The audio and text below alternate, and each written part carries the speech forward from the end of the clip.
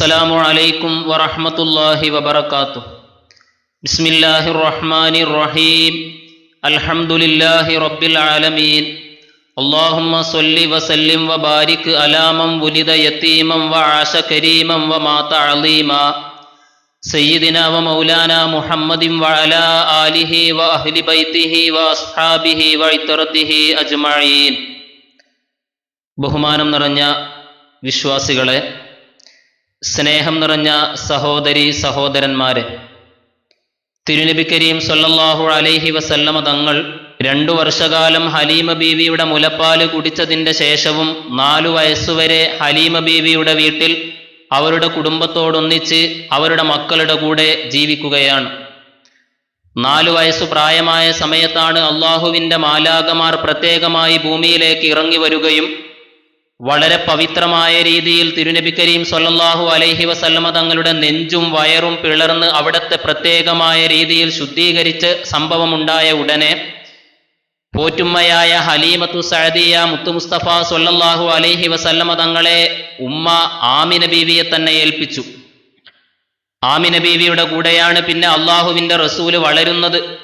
പ്രസവിക്കുന്നതിൻ്റെ മുമ്പ് തന്നെ പിതാവ് മരണപ്പെട്ടു പോയി യതീമായി ജനിച്ച അള്ളാഹുവിൻ്റെ ഹബീബിന് ഒരു പിതാവിൻ്റെ വാത്സല്യവും സ്നേഹവും ലാളനയും എല്ലാം നൽകിക്കൊണ്ട് പിതാമഹൻ അബ്ദുൽ മുത്തലിബ് എന്നവരും കൂടെയുണ്ട്. അബ്ദുൽ മുത്തലിബിന്റെ സംരക്ഷണത്തിലായി ആമിന ബീവി എന്ന തൻ്റെ മാതാവിൻ്റെ കൂടെയാണ് അള്ളാഹുവിൻ്റെ റസൂല് പിന്നീട് വളരുന്നത്.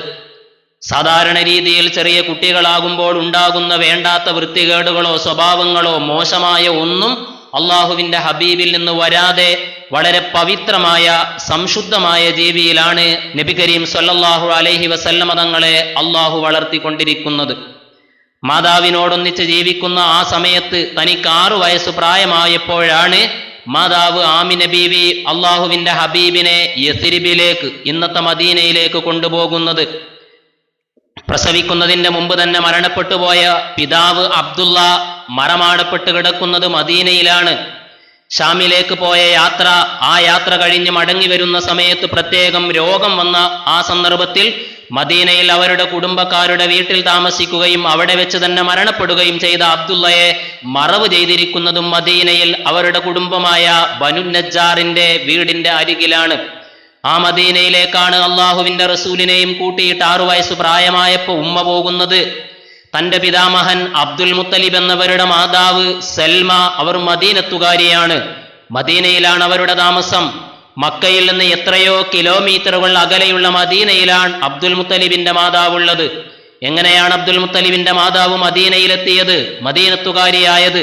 ഇമാം ഇബ്നു കസീർ റളിയല്ലാഹു അൻഹു തന്റെ അൽ ബിദായത്തു വന്നിഹായയിൽ ആ സംഭവം വിവരിക്കുന്നത് ഇങ്ങനെയാണ്.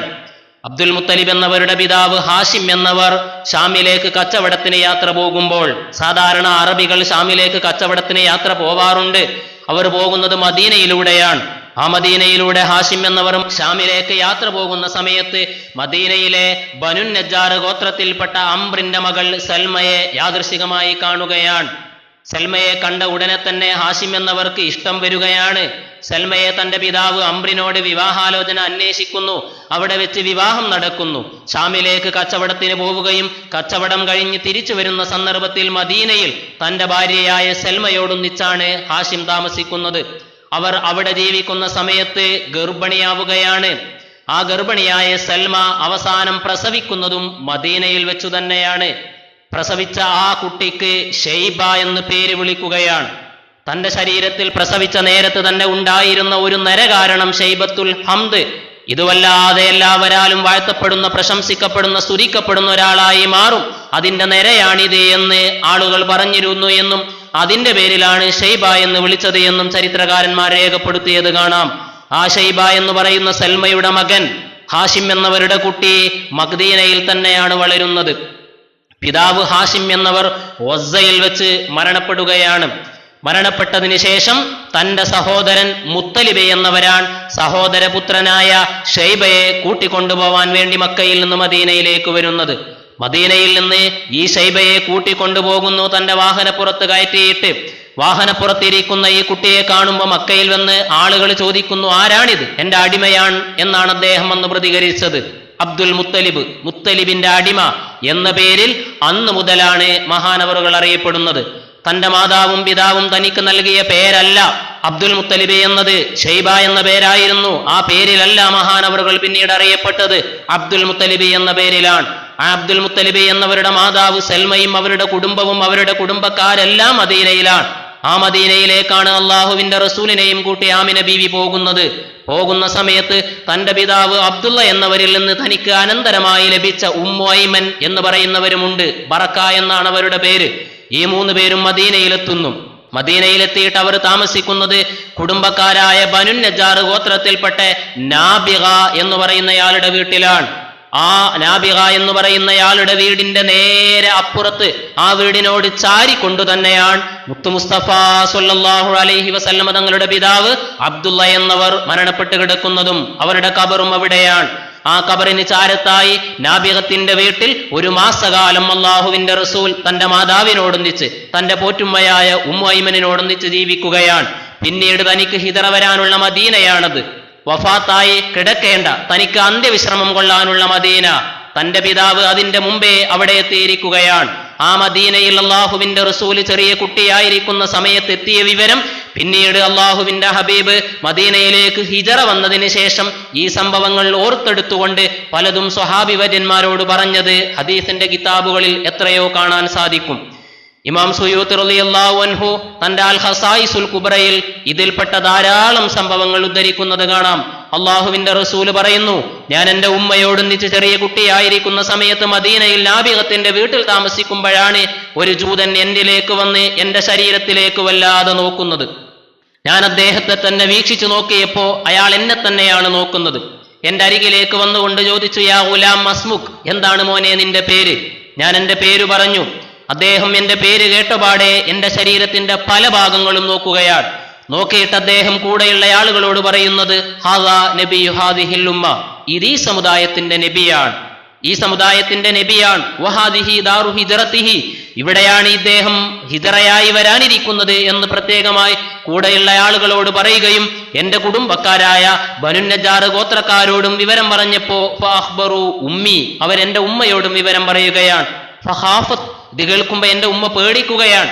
ഇത്തരം സംഭവങ്ങൾ ഉണ്ടായപ്പോഴാണ് ഞങ്ങൾ മദീനയിൽ നിന്ന് മക്കയിലേക്ക് തന്നെ മടങ്ങിയത് എന്ന് അള്ളാഹുവിന്റെ റസൂൽ വിവരിച്ചത് കാണാം. കൂടെ ഉണ്ടായിരുന്ന ഉമ്മു ഐമൻ എന്നവർ പറയുന്നു, ജൂതന്മാരിൽപ്പെട്ട പല ആളുകളും പല സന്ദർഭത്തിലും ഞങ്ങളുടെ അരികിലേക്ക് വരാറുണ്ട്. മുഹമ്മദ് നബി അവരെ നോക്കാറുണ്ട്, പലപ്പോഴും അവർ വീക്ഷിക്കാറുണ്ട്. അന്നൊരു ദിവസം നട്ടുച്ച സമയത്ത് 2 ജൂതന്മാർ എന്റെ അരികിലേക്ക് വന്നുകൊണ്ട് പറഞ്ഞു, അഖ്രിജി ഉലാമക്, ഉമ്മു ഐമൻ നിങ്ങളുടെ കുട്ടിയെ ഒന്ന് തരൂ, ഞങ്ങളൊന്ന് നോക്കട്ടെ. ഞാൻ അവർക്ക് കൊടുത്തു. അവരല്ലാഹുവിന്റെ ഹബീബിനെ നോക്കി, ശരീരത്തിന്റെ എല്ലാ ഭാഗങ്ങളിലേക്കും നോക്കി, തിരിച്ചും മറിച്ചും. ഫഖലബ മലിയ, കുറച്ചു സമയം അങ്ങോട്ടും ഇങ്ങോട്ടും തിരിച്ചു മറിച്ചു നോക്കിയിട്ട് കൂടെയുള്ളയാള് തന്റെ കൂടെയുള്ള മറ്റേയാളോട് പറയുന്നത്, ഹാദാ നബിയു ഹാദിഹിൽ ഉമ്മ വഹാദിഹി ദാറു ഹിജറത്തിഹി വസയകൂനു ബിഹാദിഹിൽ ബൽദതി മിനൽ ഖത്ലി വസ്സബി അംറുൻ അലീം, ഈ സമുദായത്തിന്റെ നബിയാണിത്. ഈ നബി ഹിജറ വരാനിരിക്കുന്ന ഹിജറ കേന്ദ്രമാണിത്. ഈ നാട്ടിൽ വെച്ച് ഒരുപാട് യുദ്ധങ്ങളും പല സംഭവങ്ങളും അരങ്ങേറാൻ പോകുന്നുണ്ട് എന്ന് പ്രത്യേകമായി അവർ അവരുടെ വേദത്തിൽ നിന്ന് മനസ്സിലാക്കിയ അടയാളങ്ങളൊക്കെയും അള്ളാഹുവിന്റെ തിരുഹബീബായ മുത്തുനബിയിൽ കാണുമ്പോൾ അവർ പറയുകയാണ്. ഉമ്മു ഐമൻ പറയുന്നു, വവഅയ്തു ദാലിക കുല്ല, ഞാൻ അതെല്ലാം അവരിൽ നിന്ന് പഠിച്ചു മനസ്സിലാക്കിയെടുത്ത്. ഇത്തരം ധാരാളം സംഭവങ്ങൾ മദീന ജീവിതത്തിൽ ഉണ്ടായപ്പോഴാണ് ഞങ്ങൾ മക്കയിലേക്ക് തന്നെ യാത്ര തിരിച്ചത്. ഉമ്മു ഐമനും ആമിന ബീവിയും അള്ളാഹുവിന്റെ റസൂലും മക്കയിലേക്ക് തന്നെ വരികയാണ്. യാത്രാമധ്യേ മക്കയുടെയും മദീനയുടെയും ഇടയിലുള്ള അബവാ എന്ന് പറയുന്ന ഒരു പ്രദേശത്തെത്തിയപ്പോ ഉമ്മ ആമിന ബീവി രോഗിയാവുകയാണ്. മദീനയോട് ഏതാണ്ട് അടുത്ത് നിൽക്കുന്ന പ്രദേശം തന്നെയാണ് അബവാ. ആ അബവായിലെത്തിയിട്ട് ആമിന ബീവി രോഗിയായപ്പോ ഉമ്മു ഐമൻ പറയുന്നു, ആമിന ബീവി തന്റെ മകൻ മുഹമ്മദിനെ സ്വല്ലല്ലാഹു അലൈഹി വസല്ലം വല്ലാതെ നോക്കുകയാണ്, മുഖത്തേക്ക് ധാരാളം സമയം നോക്കുകയാണ്. ഞാനിതങ്ങനെ തന്നെ നോക്കി നിന്ന് കാണുകയാണ്. ഒരുപാട് സമയം രോഗിയായിരിക്കുന്ന നേരത്ത് മാതാവ് ആമിന ബീവി മുഹമ്മദ് മുസ്തഫ സ്വല്ലല്ലാഹു അലൈഹി വസല്ലം തങ്ങളുടെ മുഖത്തേക്ക് നോക്കി നിന്നതിന് ശേഷം അവസാനം അവരവിടെ നിന്ന് അള്ളാഹുവിന്റെ തിരുഹബീബിന്റെ മുഖത്തേക്ക് നോക്കിയിട്ട് പറയുന്നത്, ബറക ഫീകല്ലാഹു മിൻ ഗുലാമി യബ്നല്ലദീ മിൻ ഹൗമത്തിൽ ഹീമാമി നജാ ബിഔനിൽ മാലികിൽ മിൻആമി ഫൂദി ഗദാതല്ലർബി ബിസ്സിഹാമി ബിമിഅതിൻ മിൻ നിബിലിൻ സവാമി ഇൻ സ്വഹ മാ അബ്സർതു ഫിൽ മാനാമി ഫഅൻത മബ്ഊസുൻ ഇലൽ ആനാമി മിൻ ഇന്ദിൽ ജലാലി വൽ ഇക്റാമി.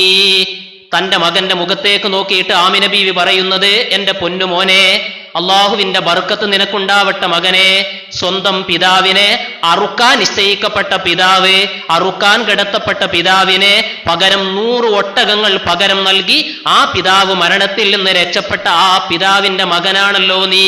ഞാൻ കണ്ട സ്വപ്നങ്ങൾ അത്രയും അത് യാഥാർത്ഥ്യമാണെങ്കിൽ, അത് പുലരാനുള്ളതാണെങ്കിൽ, നിന്നെ ഗർഭം ചുമന്നിരിക്കുന്ന സമയത്ത് ഞാൻ കണ്ട സ്വപ്നങ്ങളൊക്കെയും പുലരാനുള്ള സത്യമായ സ്വപ്നമാണെങ്കിൽ ഫഅൻത മബ്ഊസുൻ ഇലൽ അനാം, ഈ ലോകമാസകലത്തിലേക്കും അയക്കപ്പെടാൻ പോകുന്ന നബിയാണ് നീ, നിയോഗിക്കപ്പെടാൻ പോകുന്ന നബിയാണു നീ, ഈ ലോകത്തിന്റെ പ്രവാചകരാണു നീ എന്ന് അള്ളാഹുവിന്റെ തിരുമേനിയുടെ മുഖത്തേക്ക് നോക്കിയിട്ട് മാതാവ് ആമിന ബീവി ഏതാനും ഈരടികൾ ചൊല്ലുകയാണ്.